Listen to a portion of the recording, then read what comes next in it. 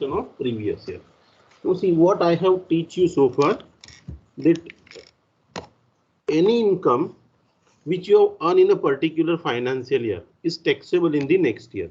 Okay, for example, see suppose you have earned the income in the year 2020-21. So that income will become taxable in the year 2021-22. Okay, so just a minute, just a minute.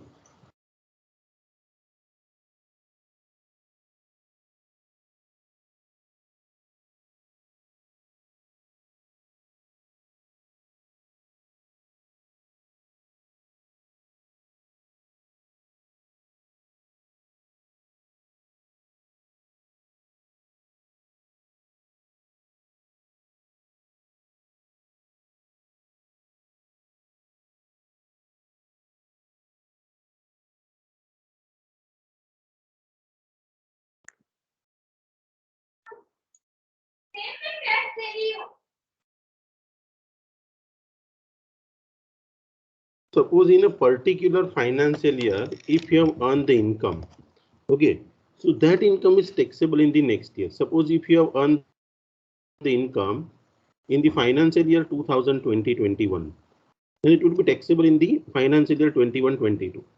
So we called this financial year as a previous year and this financial year as an assessment year. So this is your previous year in which you earn the income, and this is the assessment year in which you pay the tax. So logically what we have understood, the year in which we earn the income is known as previous year, and the year in which we pay the tax, that is known as assessment year.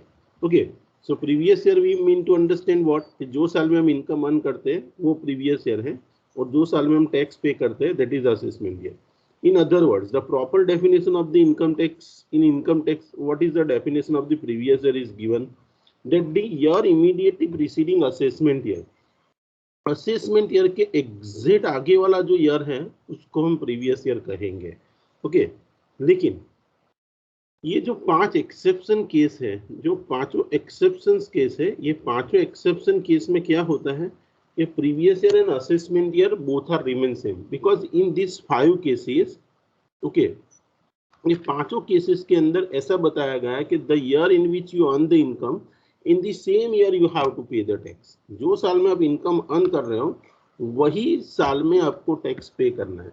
तो ये पांचों income के लिए previous year and assessment year दोनों same है, और जो हमारा डेफिनेशन है वो एप्लीकेबल नहीं होता. डेफिनेशन क्या कहता है कि असेसमेंट ईयर के आगे वाला ईयर प्रीवियस ईयर, लेकिन ये पांचों इनकम के केस में क्या होता है, in the same year, suppose if you want the income in the year 2020-21, you have to pay the tax in the 2021 itself.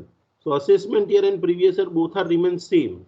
So see, ये पांचों केस क्या बन जाते हैं, they are become the exceptions to the definition of previous year. Logic क्या है, क्यों इसको एक्सेप्शन कहा जाता है, because definition says what, assessment year के आगे वाला year previous year.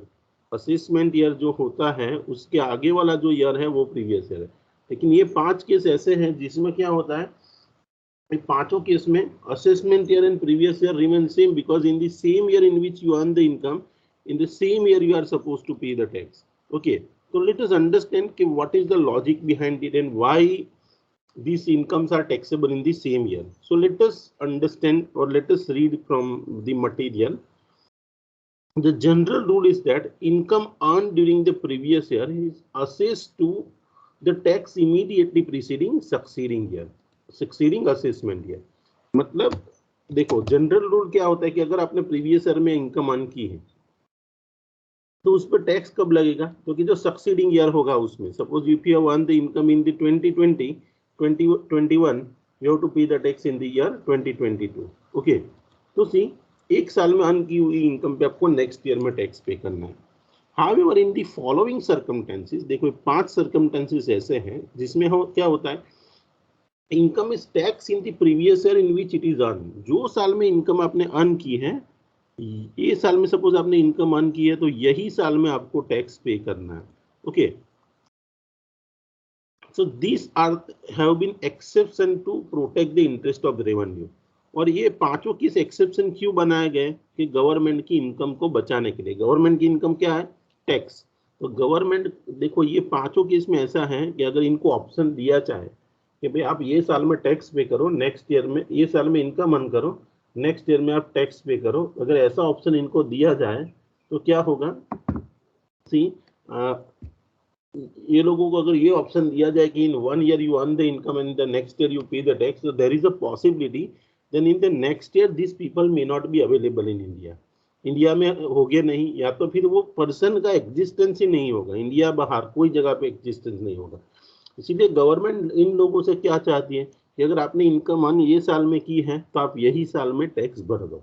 Okay, so these five cases are what? These five cases are the exceptions to the definition of previous year. Okay, previous year की definition के exception है। तो let us understand कि पांचों case में क्या logic है और क्यों आपको टैक्स वही साल में पे करना है। तो let us understand one by one. So income of non-resident from the shipping business. Suppose a person, उसका residential status क्या है? Non-resident है। Okay, और वो कौन सा बिजनेस कर रहा है? Shipping business. शिपिंग बिजनेस मतलब सीप लेके एक जगह से दूसरी जगह पे या तो वो गुड्स या पैसेंजर को ले जाता है।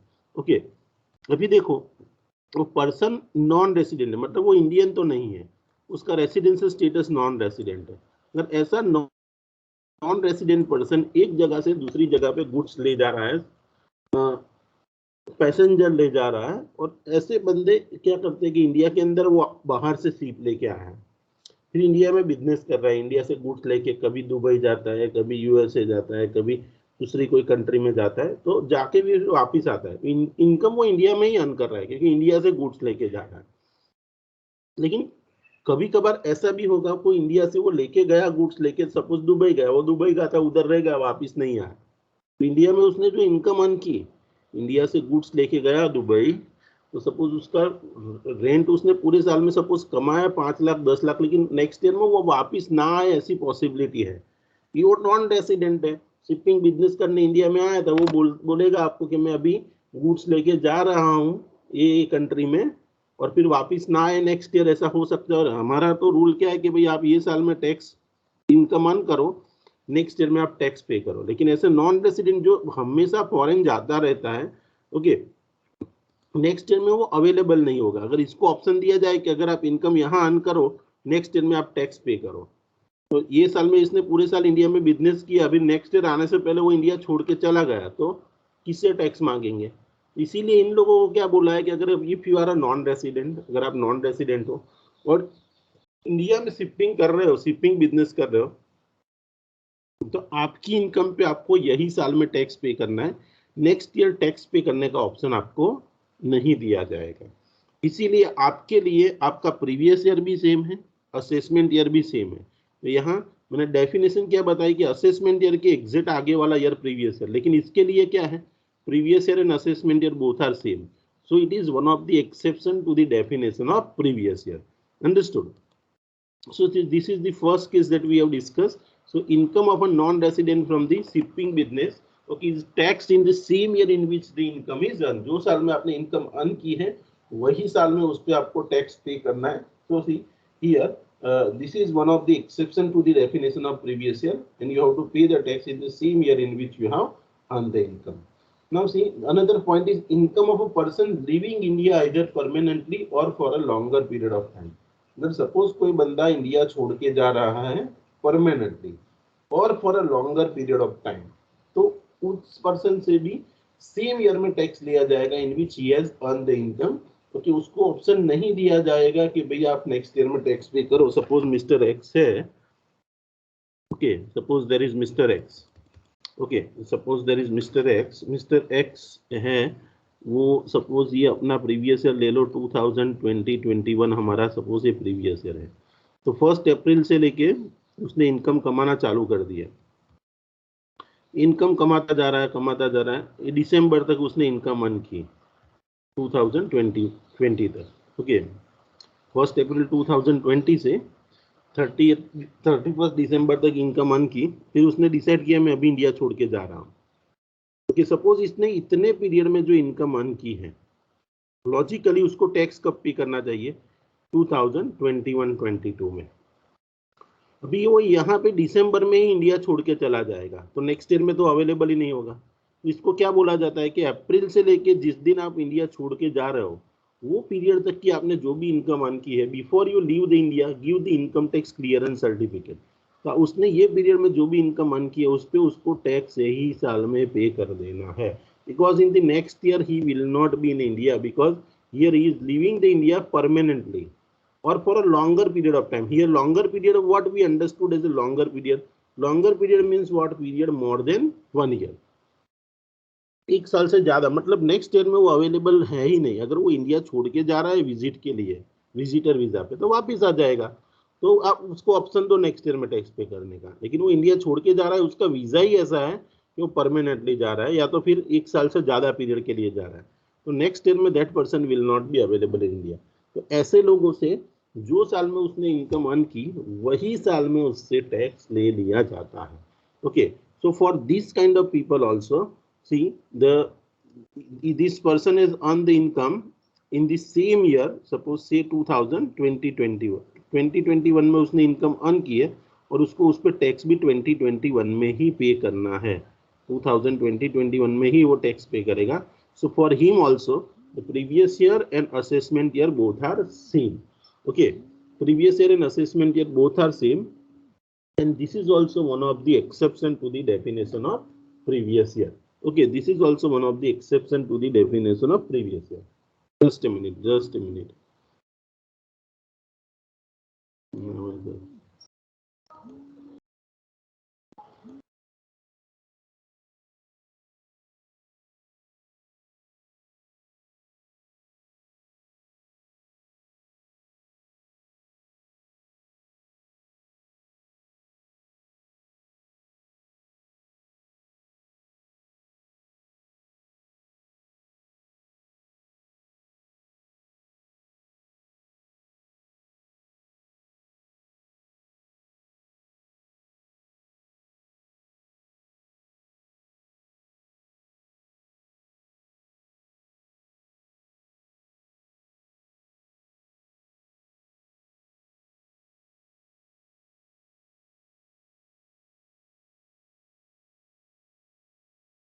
The definition of previous year, तो ये हमारी प्रीवियस ईयर की डेफिनेशन के एक्सेप्शन है। ओके, क्योंकि this person will not be available in the next year, so income of the person living India इधर परमानेंटली और for a longer period of time, जो इंडिया छोड़ के जा रहा है लॉन्गर पीरियड के लिए और परमानेंटली, तो ऐसे लोगों को जो साल में इनकम अर्न की है वही साल में टैक्स भर के जाना है, because next year they will not be available. तो जो साल में इनकम अर्न की है वही साल में उनको टैक्स पे करना है। तो previous year and assessment year दोनों उसके लिए सेम है। Okay, so this is also one of the exception to the definition of previous year. Now see the next point is what? Income of the bodies formed for a shorter duration. Okay, income of the bodies formed for a shorter duration. So see, इसका मतलब क्या होता है? There are certain business entities, okay, which form for a shorter duration. वो कोई specific purpose के लिए अगर आपने कोई business entity form की, and in the next year that body will not be available. Shorter period here means what? Here shorter period ऐसा लिखा है, so what do you mean by shorter period? Shorter period means a period less than 1 year. Okay, मतलब एक साल से कम period के लिए कोई भी बिजनेस एंटिटी बनी है, ओके, तो that entity is called as firm for a shorter duration. For example, suppose I have get the contract from the Vadodara Municipal Corporation to construct the road from Kalagoda to Fatehganj. तो कालाकोड़ा to Fatehganj का एक road बनाने के लिए मुझे contract मिला. तो see, I don't have a sufficient money. I have a sufficient machinery, labours, ये सब है, लेकिन पैसा नहीं इन्वेस्ट करने के लिए. तो what I did, I entered into contract with mister B. तो suppose I am A and I entered into contract with mister B. तो ए और बी के बीच में एक कॉन्ट्रैक्ट हुआ और they have form a one partnership firm, ABN company. तो ABN company उन्होंने पार्टनरशिप फर्म बनाई और ये पार्टनरशिप फर्म बनाने के टाइम पे उनका पर्पस बहुत क्लियर था कि we will construct this road, and once the construction of this road will get completed, Okay, so Mr. B has invested the money. I have given my skill, and ABN company was created, and we have constructed the road. But see, the ABN company was created just to construct this road, and we have decided that as in when this road will get constructed, this firm will get dissolved. ये firm को हम dissolve कर देंगे. Okay, तो suppose ये 2020-21 है, तो 2020-21 में हमने ये फॉर्म बनाया. ओके, और फिर रोड का काम भी 2020-21 में ही कंप्लीट हो गया. So what we did, we dissolve the firm. हमने ये फॉर्म को डिसॉल्व कर दिया. ओके, अभी सपोज ये मेरा पार्टनरशिप फर्म है, उसने 5 लाख की इनकम कमाई. My firm has earn the income of ₹5. Okay, now in the next year, if someone income from income tax department comes in the year 2021-22 में कोई आता है इनकम टैक्स डिपार्टमेंट, ये मेरे से टैक्स मांगता है मिस्टर ए से कि भाई आपने 5 लाख कमाया. मैं बोलूंगा मैंने नहीं कमाया, it is earn by ABN company. B के पास जाएगा, बी भी बोलेगा मैंने नहीं कमाया, एबीएन कंपनी का, क्योंकि ABN company is a different partnership firm. A और बी से partnership firm is a different entity. तो अगर एबीएन कंपनी के पास इनकम टैक्स डिमांड करेंगे तो एबीएन कंपनी तो क्या हुआ, तो डिसॉल्व हो गई. नेक्स्ट ईयर में वो होगी नहीं है एबीएन कंपनी. तो ऐसी एंटिटी जब आप डिसॉल्व करते हो, सेम ईयर में अगर आपने एंटिटी फॉर्म की है, सेम ईयर में आप डिसॉल्व कर रहे हो, तो see before dissolution it has to pay the tax. Okay, so in the next year because that entity will not be in existence, next year में वो एंटिटी एग्जिस्टेंस में होगी नहीं, तो this entity has to pay the tax in the same year in which it has earned the income. So for this entity, ये साल में income earn करती है एबीएन कंपनी और यही साल में उसको टैक्स पे करना है. तो उसके लिए previous year and assessment year दोनों क्या हो गए, same. So this is also what, this is also one of the exception to the definition of previous year. तो ये भी हमारी प्रीवियस ईयर की डेफिनेशन का क्या होगा, exception. So if any body is formed for a shorter duration, then that kind of bodies are required to pay the tax in the same year in which they have earned the income, because in the next year that kind of bodies or that entities, bodies का मतलब entities, though that entities will not be available or they may get dissolved. So these kind of bodies are required to pay the tax in the same year in which they have formed. Okay.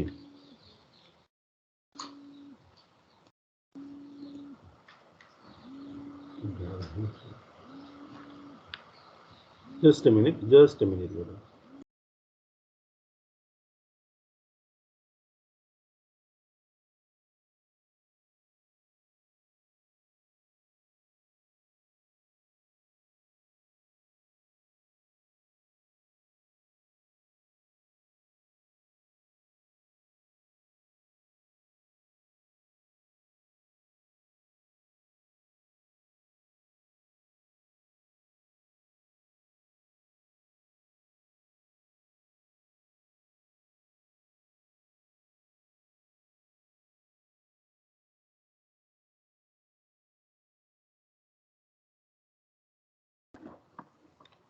So see, these kind of bodies are required to pay the tax in the same year in which they have earned the income.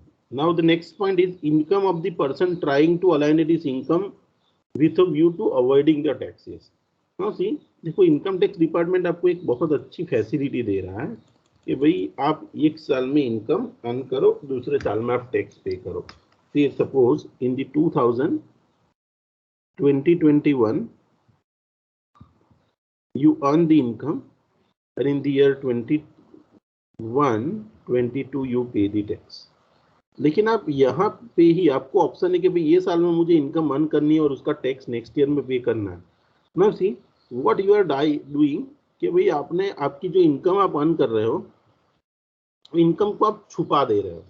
अलाइनेट का मतलब छुपा देना. यहाँ पे क्या बोला है, person trying to alienate his income with a view to avoiding the taxes. Alienate का मतलब छुपा देना.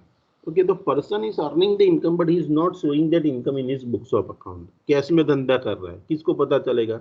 मैंने 1 लाख का माल आपको बेचा, 1 लाख लेके मैंने तकिए के नीचे रख दिया, गई पे घर में रख दिया, बुक्स ऑफ अकाउंट में एंट्री नहीं पड़ेगी तो किसको पता चलेगा. No one will come to know that you have earn the income.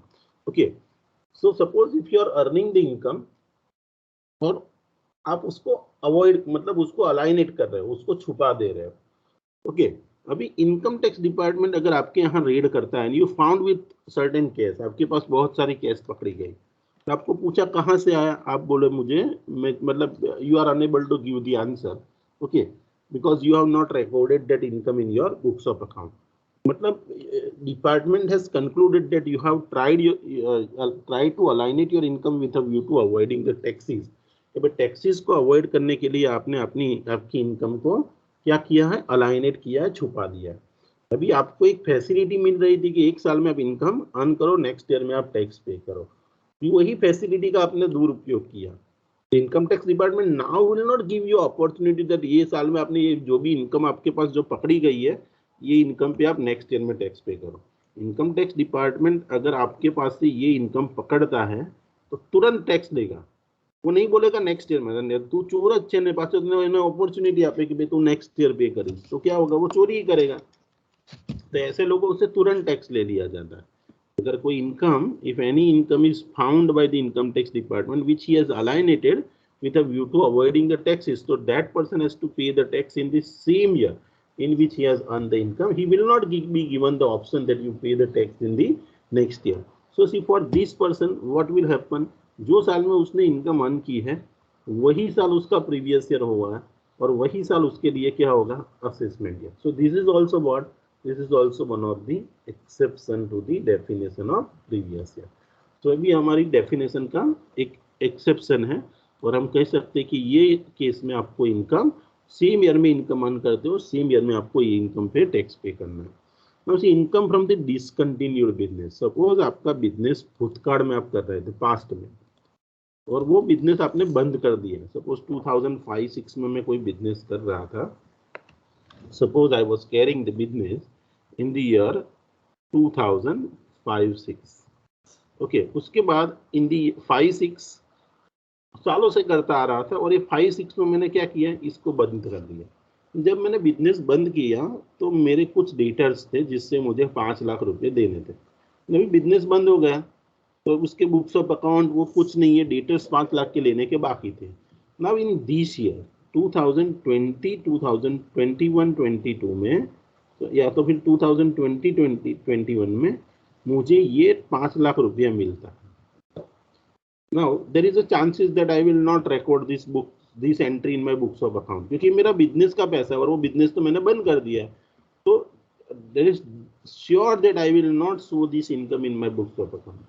तो ऐसे जो बिजनेस जो आपने पास्ट में क्लोज कर दिए हैं और ऐसे बिजनेस की इनकम आपको ये करंट ईयर में आप रिसीव कर रहे हो, ये सभी बिजनेस के लिए पॉइंट ऐसा है कि आप जो साल में इनकम अर्न किया वही साल में उस पर आप टैक्स पे कर दो। You will not be given the opportunity that you pay the tax in the next year.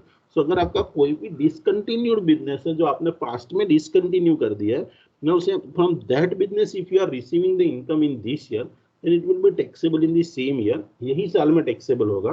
okay, so any discontinued business which you have disclosed or discontinued in the past, and if you are receiving the income in this year, then that income will be taxable in the same year. For that income no option will be available that you pay the tax in the next year। so next year में tax pay करने का option आपको नहीं मिलेगा। so this is also one of the exception to the definition of previous year। So this is also one of the exception to the definition of previous year। So I hope that you have understood all these 5 points, that these 5 points are the exceptions to the definition of previous year। ये पांचों case में होता क्या है कि पांचों case के अंदर आपको जो साल में इनकम अर्न करते हो वही साल में आपको टैक्स पे करना है। ओके, जनरली बाकी सभी ये 5 केस को छोड़ के बाकी सभी केस में क्या है, in 1 year you earn the income, on the next year you pay the tax। the year in which you earn the income is known as previous year, then the year in which you have to pay the tax, that is the assessment year। but see, for all these 5 incomes, assessment year and previous year are same। and definition of previous year क्या कहती है कि assessment year के आगे वाला year previous year, लेकिन ये case में क्या होता है, assessment year and previous year are same। so these 5 cases are what are the exception to the definition of previous year। पांचों case definition of previous year के exception। okay, now see, we will move towards the next definition, that is the definition of person। okay, so let us discuss the definition of person। okay,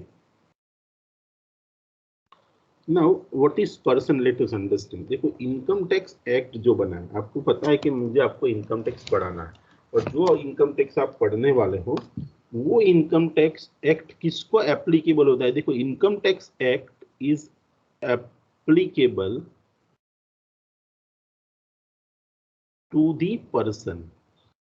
income tax act किसको applicable होता है? Person को। Act किसके लिए बना है? Person के लिए।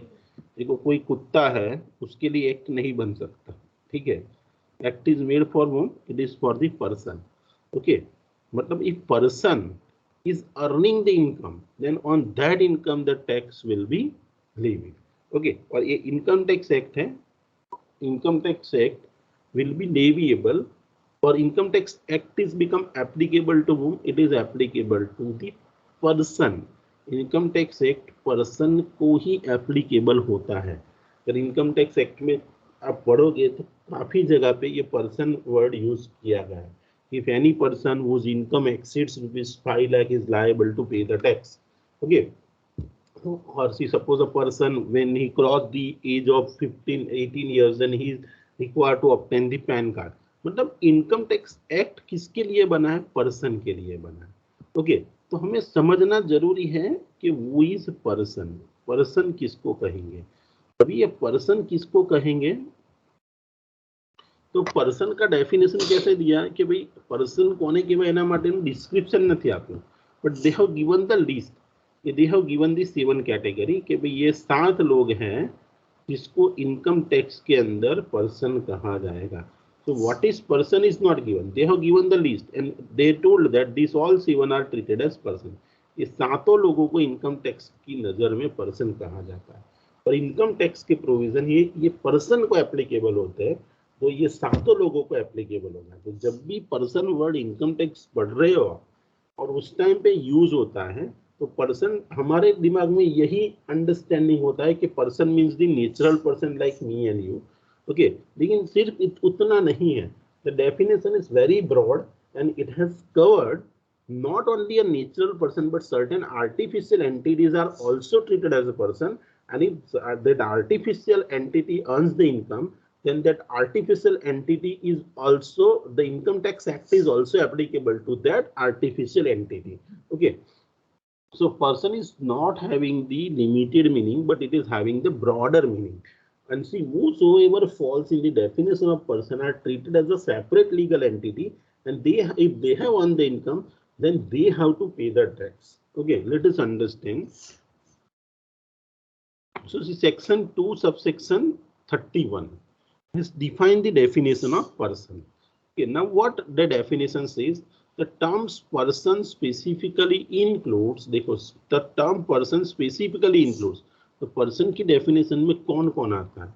तो the term person specifically includes individual, individual आपको पता है, तो individual is treated as a person, तो वो इज ट्रीटेड एज पर्सन, वो falls in the definition of person. So the term definition the person specifically includes, the definition of person में specifically किसको include किया गया? Includes individual.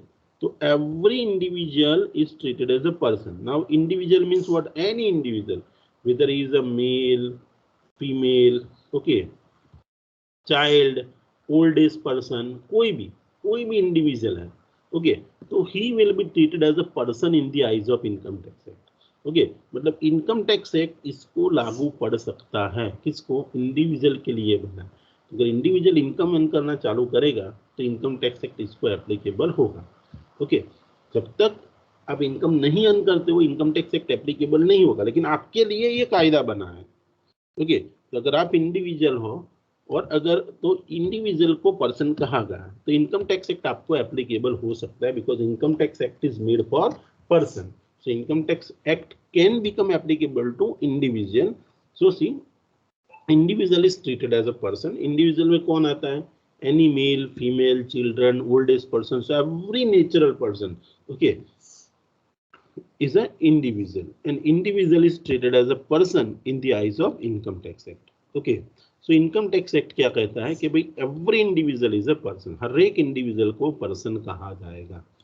Now person includes the HUF, Hindu undivided family. Now you all know that what is Hindu undivided family. From 12th standard you are learning that a family which is a Hindu family, Hindu includes the Sikhs and Jains also, okay, and the family which is consist of the male members, their unmarried daughters and wives, their wives and unmarried daughters. Okay ये सबसे एक बना एक family है, male member है plus उनकी wives और उसकी जो अनमैरिड डॉटर्स, मेल मेंबर्स में बॉयज आ गए सब, उसके बाद उसकी वाइफ और अनमैरिड डॉटर, इस सबसे बना हुआ एक फैमिली है. और if you are carrying the business as a family, देखो आप सबका फैमिली हिंदू फैमिली होगा तो वो हर एक फैमिली को HUF नहीं कहा जा. When HUF is treated as Hindu undivided family, when you carrying the business as a HUF, अगर आप HUF हो, आपने इनकम टैक्स एक्ट में ऐसे HUF रजिस्ट्रेशन करवाया और आपका फैमिली बिजनेस है और वो फैमिली बिजनेस के नाम से ही चलता है. ओके सपोज एक mister A, Mr. B, Mr. A, Mr. B. Mr. A is a, suppose Mr. A, Mrs. A, and his son. Okay, Mr. A, Mrs. A and his son. ये तीनों ने मिलके एक बिजनेस चालू किया और business में उन लोगों ने पार्टनरशिप नहीं की, लेकिन उन्होंने क्या किया, बिजनेस एज ए HUF चालू किया. Now see, suppose this HUF is earning, suppose उन्होंने चालू किया भाई AN कंपनी, लेकिन एन कंपनी का एंटिटी का टाइप क्या है, तो उन्होंने इनकम टैक्स एक्ट में रजिस्ट्रेशन करवाया एज ए HUF, उन्होंने पैन कार्ड भी HUF के नाम से लिया. तो ये HUF क्या हो गई, HUF is a separate legal entity. It is a Hindu family consist of male members, their unmarried daughters and wives, उससे एक फैमिली बना और ये फैमिली के नाम से ही बिजनेस कर रहे हैं. तो ये HUF बिजनेस एंटिटी हो गई और in the eyes of income tax HUF is treated as a person. So suppose HUF is earning the income. Suppose a business HUF कर रहा है, तो HUF is earning the income. तो वो income पे मिस्टर ए, मिसिस ए या mister A और Mrs ए का जो सन है, तीनों में से किसी को इसकी इनकम पे टैक्स नहीं पे करना है. टैक्स कौन पे करेगा, HUF, because HUF is a person. So whosoever falls in the definition of person is treated as a separate entity and has to pay the tax on the income earned by it. HUF is treated as a separate person. So अगर HUF ने income earn किया है तो on that income HUF will pay the tax and उसका जो करता है, उसके जो मेंबर है वो टैक्स नहीं पे करेंगे, because here the income is earned by the HUF. So on that income the HUF will pay the tax और उसका करता टैक्स नहीं पे करेगा. So see what we were discussing, we are discussing the definition of person, and see individual is treated as a person, HUF is treated as person. So we have discussed two category. Now the third, a company. देखो अगर company है तो company is also treated as a person in the eyes of income tax act. So the term person includes individual, HUF and company. So company is also treated as a person. So whether whatever kind of company, whether it is a private limited, it is a public limited, it is an Indian company or it is a foreign company, okay, it is a listed, unlisted, government, non-government, सभी company को income tax act में person कहा गया है. तो सी as and when the company earns the income, suppose Mr. A, Mr. B, Mr. C, Mr. D सब लोगों ने इकट्ठा होके एक प्राइवेट लिमिटेड कंपनी फॉर्म की, they are the shareholder as well as director. Now, if the company earns the income, on that the directors are liable to pay the tax or that shareholders are liable to pay the tax. No, no one is liable to pay the tax. Company is a separate person. So if the company earns the income, then on that income the company is liable to pay the tax. So company is treated as what? Company is treated as a separate legal entity and company is treated as person. So we are discussing the definition of person, and in the definition of person who is falling, individual. So every individual when earns in the income in his individual capacity will be treated as individual. Suppose I am doing a job and earning my salary, so I am liable to pay the tax as an individual. But see, suppose मैं मेरी wife के साथ या मेरे friend के साथ मिला के पार्टनरशिप बनाता हूँ, तो partnership firm is a separate entity. तो हियर मी और my partner is not liable to pay the tax, but the partnership firm has earn the income. So partnership firm is liable to pay the tax because partnership firm is treated as what? Separate person. Let us discuss the next point. So see, partnership firm, a firm is also treated as a person. So definition of person specifically includes individual, HUF, company and a firm. Okay, so partnership firm is also a person. So the firm is a person. So partnership firm is a person. Okay, then you can see here an association of person or body of individual. Suppose if you create any association of person or if you create the body of an individual, then that is also treated as a person. So अगर suppose समझ लो mister A फिर एक HUF हुआ और एक company हुआ, ये तीन लोग, मिस्टर ए कौन है, इंडिविजुअल, एचयूएफ है और एक ईबीसी लिमिटेड करके प्राइवेट लिमिटेड कंपनी है और एक पार्टनरशिप फर्म है। देखो ये अलग अलग टाइप के पर्सन है, एक इंडिविजुअल है, एक एचयूएफ, एक कंपनी, एक फर्म है। इन लोगों ने इकट्ठा होके एक ट्रस्ट बनाया या तो फिर इन लोगों ने इकट्ठा होके एक कोऑपरेटिव सोसाइटी बनाया। इन लोगों ने इकट्ठा होके क्या बनाया, they have created one trust और cooperative society. Now see this income, suppose this trust or cooperative society has earned the income, okay, so on this income who is liable? देखो ये सभी लोग मेंबर्स हैं इसके, ट्रस्ट के ये लोग क्या है, मेंबर है। तो देखो ये ट्रस्ट के अगर आप सभी मेंबर को देखें तो अलग अलग टाइप के पर्सन है।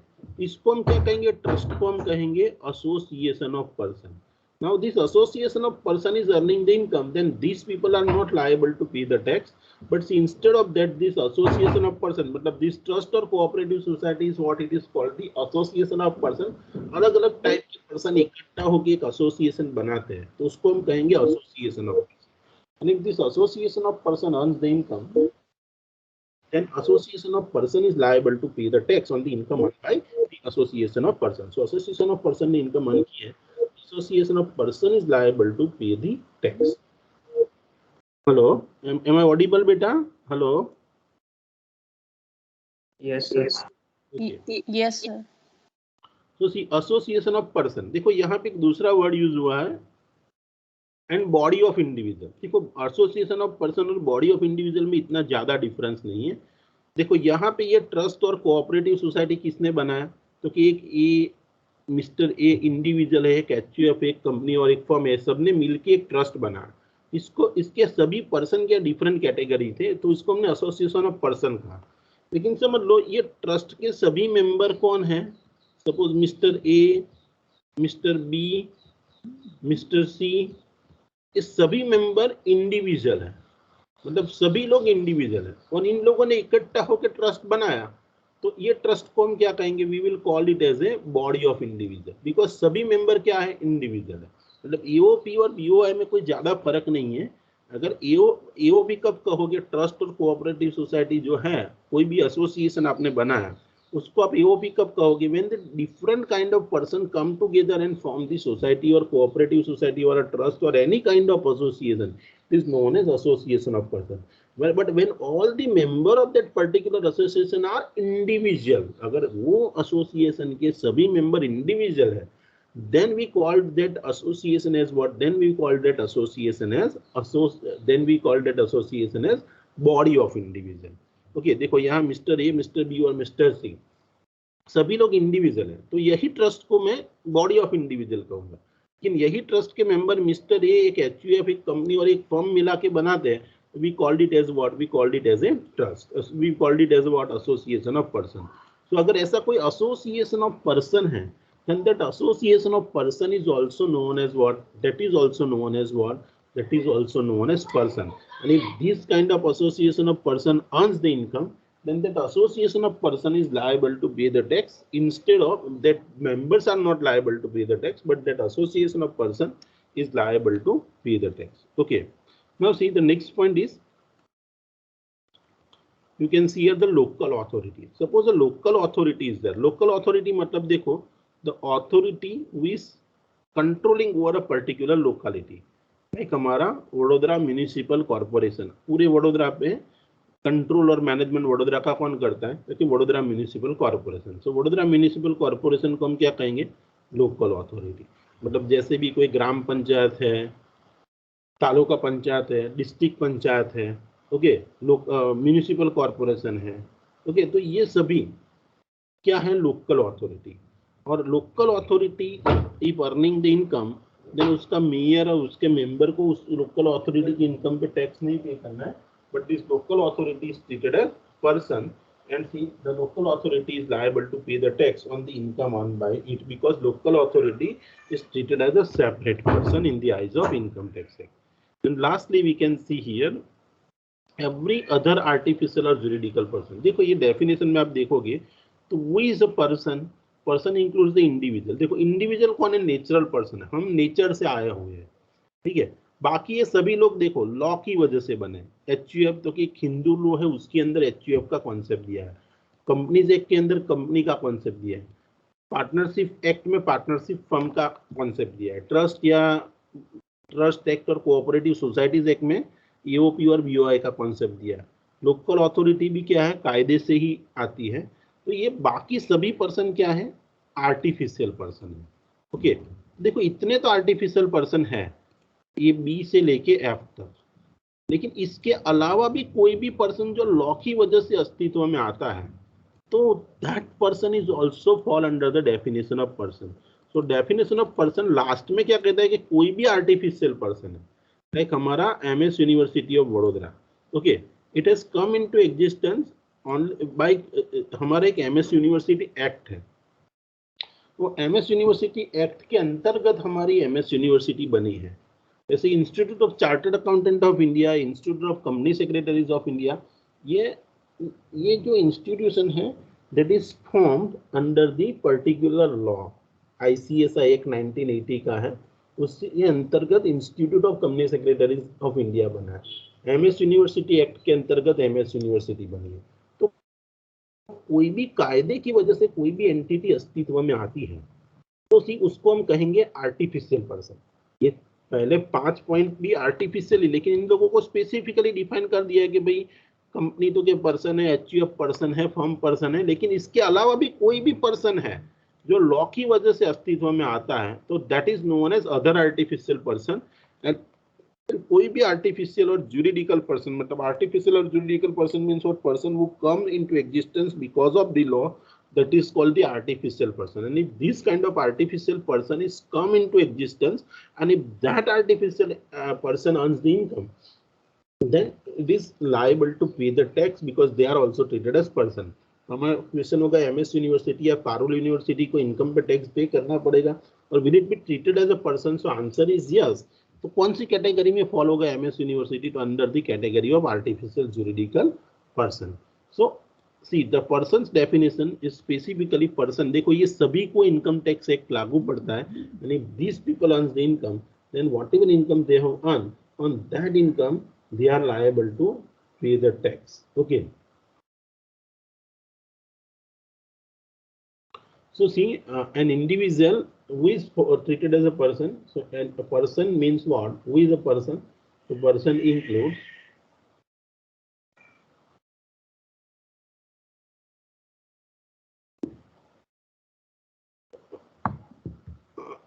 person includes what? An individual, Hindu undivided family, company, firm, association of person, local authority, and every other artificial juridical person, all are treated as person. And see, whosoever falls in the definition of person are treated as a separate entity, and whatever income they have earned, उस पे उनको ही tax pay करना है। Logic आपको मैंने explain किया कि अगर partnership firm tax income earn करता है तो उस पर टैक्स कौन पे करेगा? Partnership firm. उसके पार्टनर्स को टैक्स नहीं पे करना है because firm is a separate person. Company अगर इनकम अर्न करती है तो कंपनी पे उसके शेयर होल्डर टैक्स नहीं पे करेंगे। कंपनी ने इनकम अर्न की है तो company will pay the tax. So whosoever fall in the definition of person are treated as a separate entity in the eyes of Income Tax Act and are liable to pay the tax separately. Okay. So see, this is the definition of person. Other point I will going to discuss with you tomorrow. अभी extra lecture के में क्या है कि थोड़ा evening में थोड़ा दूसरा काम चल रहा है. So see, within 1 or 2 days I will start the extra lecture. Extra lecture लेने ही है and I will start. तो कल तो हम 9 से 10 में पढ़े, 10 से 11 में पढ़ेंगे ही पढ़ेंगे. But see, extra lecture के लिए कुछ होगा तो I will inform you. ठीक है. So at present I am concluding my lecture. If you have any question, you can ask me. Do you have any questions? Hello? No, sir. No, sir. Okay, so just a minute. Let me mark your attendance and then you leave the class. Okay. Okay, now you can leave the class. Have a nice day. Tomorrow we will meet. Okay, we will meet tomorrow.